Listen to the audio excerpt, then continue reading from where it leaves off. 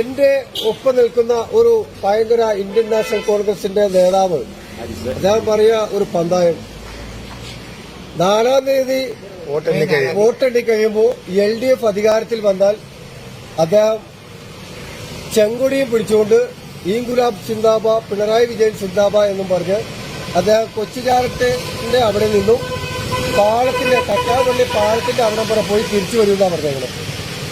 നേരെ മറിച്ച് CPM ശക്തനായ ഞാൻ പറയുന്നു, ഇവിടെ UDF അധികാരത്തിൽ വന്നാൽ നേരെ മറിച്ച് കൊച്ചുചാരത്തിന്റെ അവിടുന്ന് ഇൻകുലാബ് സിന്ദാബാദ്, ഇന്ത്യൻ നാഷണൽ കോൺഗ്രസ് സിന്ദാബാദ്, VD സതീശൻ സിന്ദാബാദ്, K സുധാകരൻ സിന്ദാബാദ് എന്നും വിളിച്ചുകൊണ്ട് ഞാൻ കൊച്ചുചാരത്തിന്റെ അവിടുന്ന് പാളത്തിന്റെ അവിടം വരെ പോയി തിരിച്ച് കുമ്പകലിൽ വരും.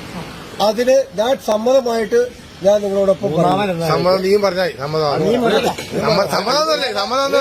സമ്മതം പറഞ്ഞേ. ഓക്കെ.